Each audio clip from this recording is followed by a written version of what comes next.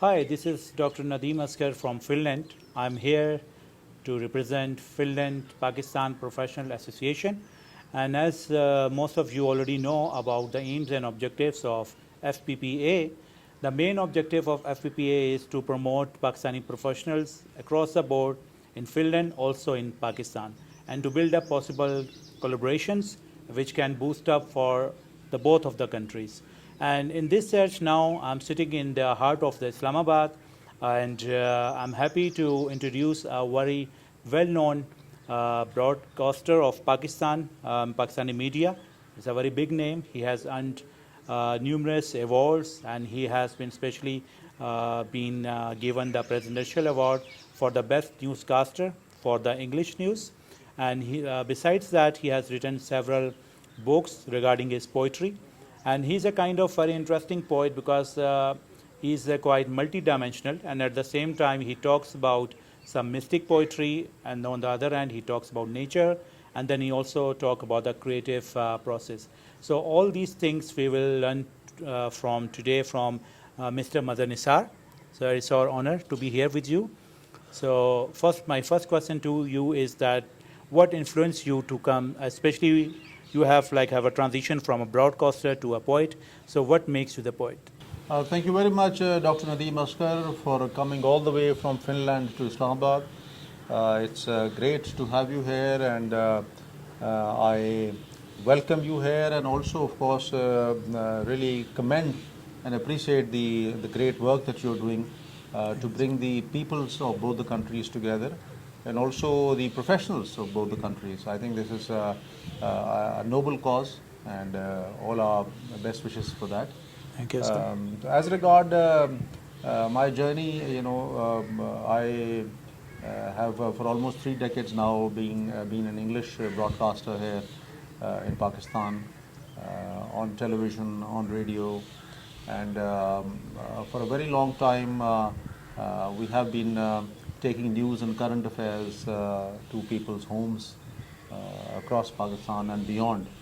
And I think there was always that realization that one needs to delve a little deeper and of course talk about more creative pursuits, and then poetry of course is a medium of expression where you can bring both the thought and the feelings together, and promote creative thinking, bring people together, talk about issues that really are not addressed generally. Of course, when you want to create a society which is bound together with love and amity and harmony, and promote tolerance, poetry can really work magic. True. So I did, of course, embark on that journey many years ago. My first collection of poetry was published in 2017, although I've been writing for a very long time. This was very well received, and of course the second collection of poetry has been published earlier this year. So far I'm getting good reviews, and I'm of course at the moment in the process of launching the second book that has come out. The first one published in 2017 was titled The Mahogany Junction, and the second one that has come out earlier this year is titled The Frozen Lake. So you did ask me about the creative process. You see, any idea or any thought or any event that has taken place or could have taken place, it clings to you like a seed, and then over time grows over you like a creeper, and then eventually blossoms into a couplet and then into a poem. So I have actually written a poem on it, on this process, which I can share with you, just Sure. to elaborate on this point. So you see, the poem is titled "Provenance of a Poem." Provenance is origin of a poem. So it says, a great poem can happen in the midst of an ordinary day, on the way to work, in a crowded shopping mall, while crossing the road. A thought fairy at work, sprinkling, cross-pollinating half a stanza from beyond,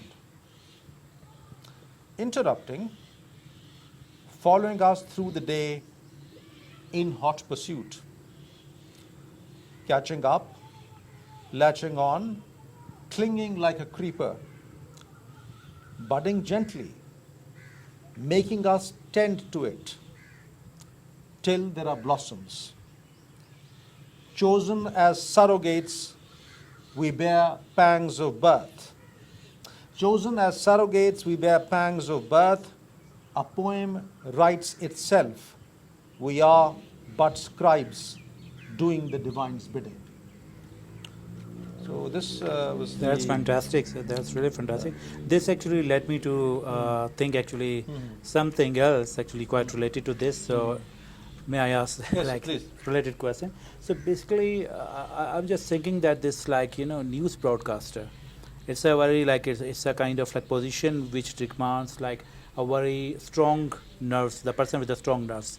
And on the other hand, the poets are generally known as a very soft-hearted and very sensitive to the events. So when you have been doing like these two jobs parallelly, how do you balance? And actually, I can say on the basis of your record that you have done like awesome job in both of them. So what's the secret of this? Like, how do you balance? Well, you see, in each one of us, there is a pragmatic person, then there is a sensitive person, there can be a warrior, and there can also be a lover. So I think there are different facets of our personality. The entire universe, as they say, is within us.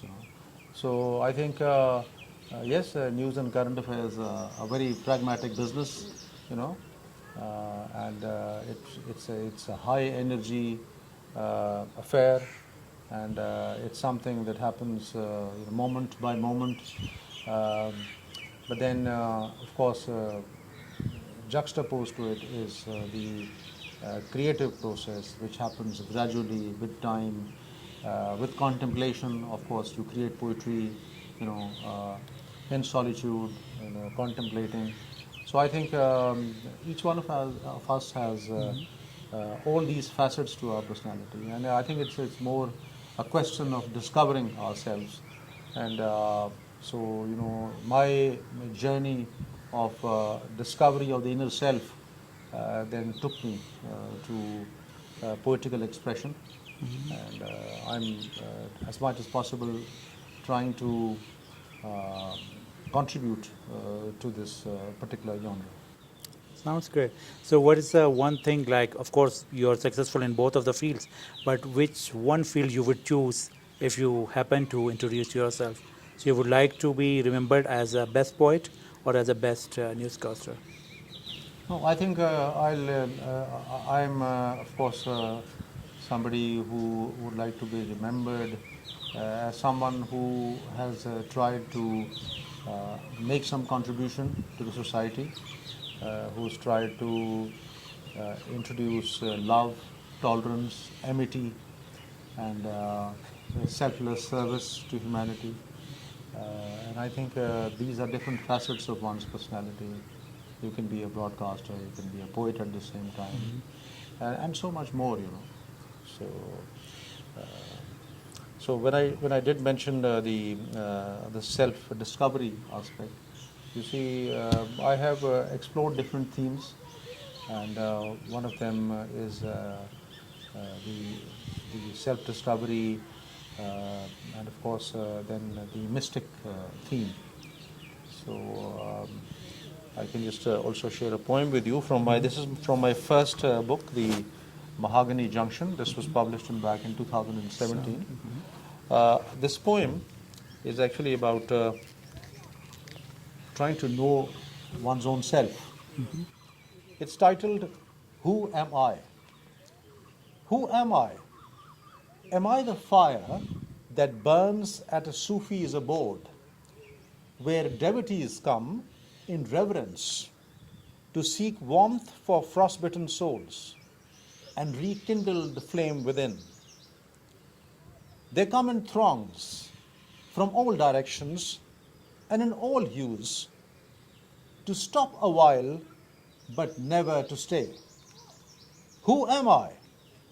Am I the willow tree that gives shade to the jaded but does not bear fruit, so that when the sun mellows into a more merciful countenance, it is time to bid adieu?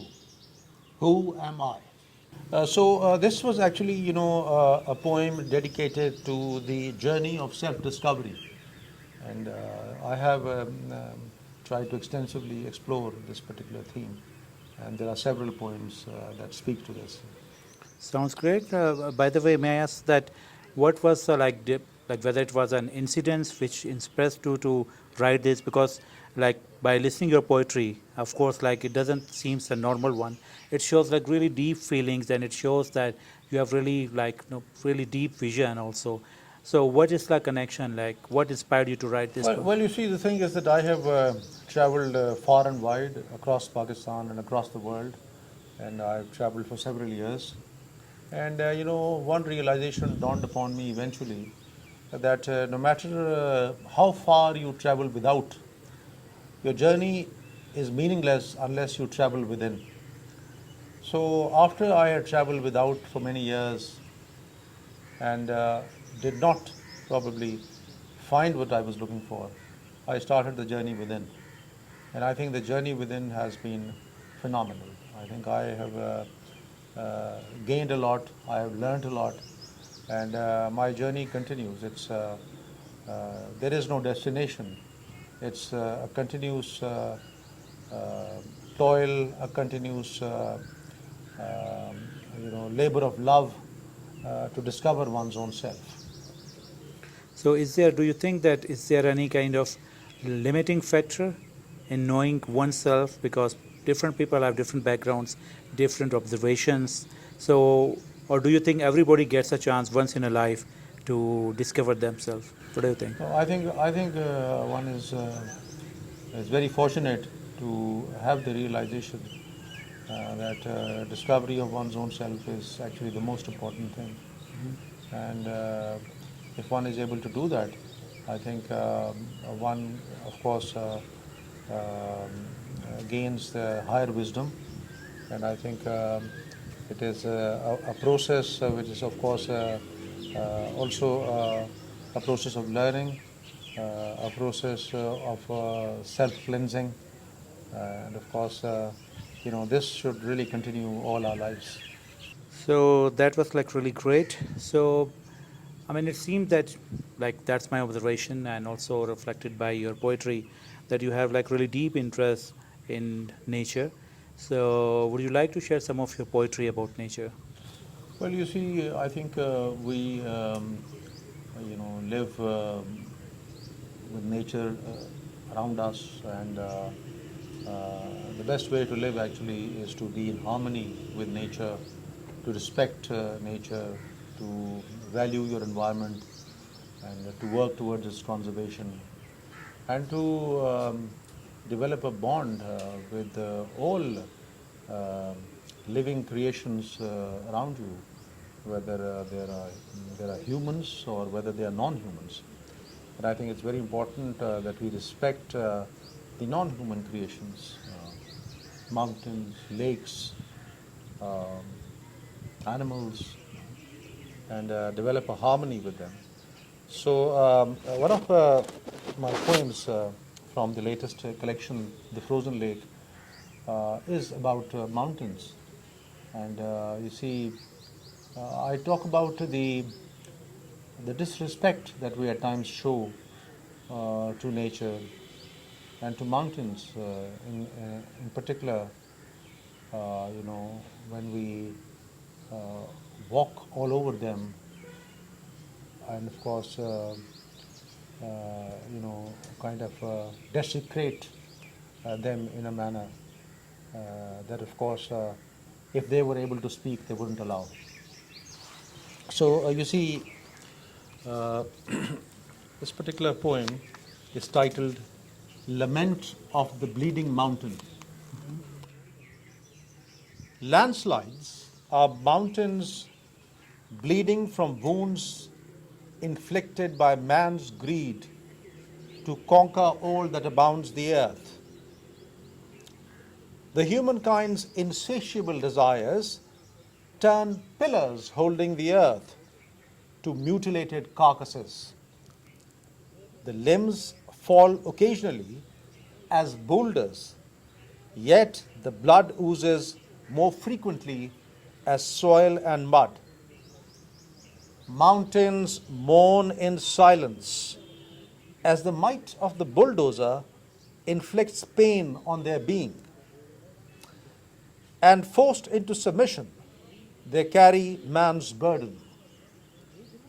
As if licensed by the Creator, we deny space to non-human existence, unaware that our leash may one day turn into his noose.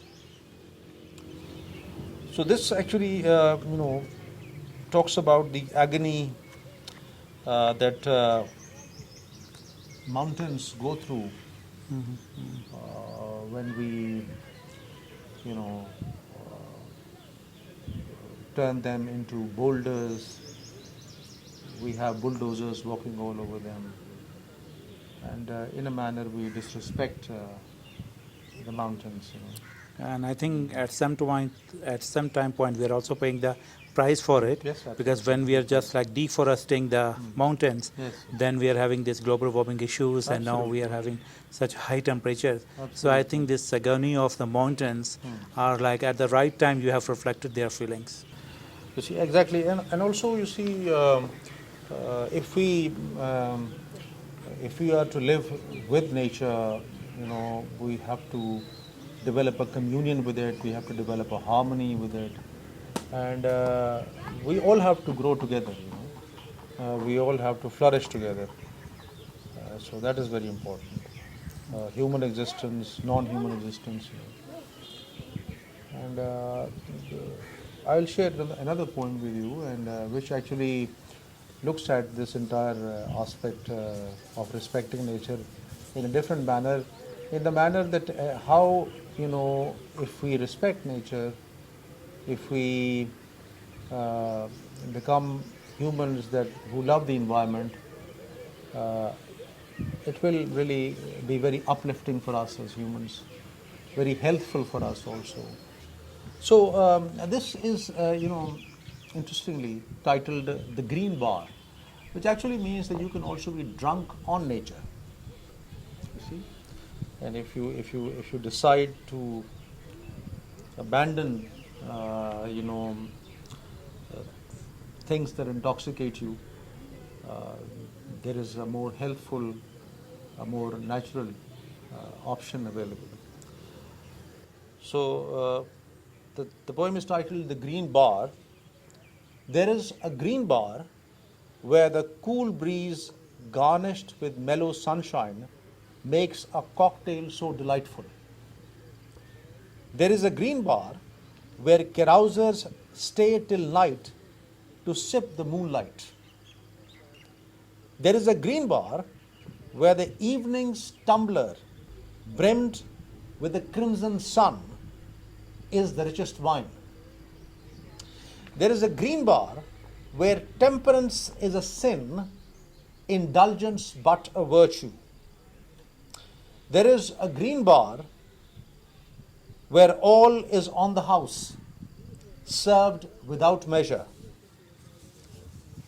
There is a green bar so near to some, yet so far to many. It is the bar hopper's final stop. Excellent. And as the name indicates, like this green bar, I think this would be very popular in Finland because Finns like to drink also and they also love the nature. So Yeah. I think it will be like really great if someday we would present you there and you could like, present your poetry there. It's like really touches the hearts and the souls. And the beauty of this poetry actually like, and I feel myself very lucky that I'm sitting with you now because when we see the people from the distance and we don't know them, it's very hard to know that what kind of world they are having inside them. But when I met you and when I get a chance to listen about your poetry, I think that's an awesome experience. But by looking at your personality and looking at your like the kind of poetry you're doing, it feels to me that you must have done some poetry about mystics. So do you have some kind of like poem available for us so that for our audience you can Yes, present? yes. One of the poems I shared had a mystic theme. Who am I? And of course, Yeah, exactly. That yes, was. yes, I did share that poem. I can share another poem. Uh, this is an interesting poem. It's titled "The Black Hole." Like So this is actually the black hole within, and not the black hole in the cosmos. The black hole. In me, a supernova had exploded once, leaving a black hole agape. Black holes are voracious, they are insatiable and bottomless, for they are to be fed incessantly with distractions and momentary pleasures.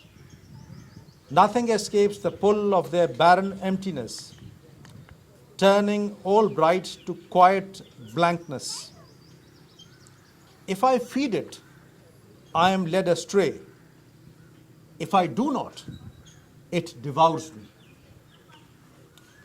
So this is actually it's very interesting about when you said this black hole within inside, and it like really relates the black hole, which is like which the Einstein has been proposing, and how the world could end.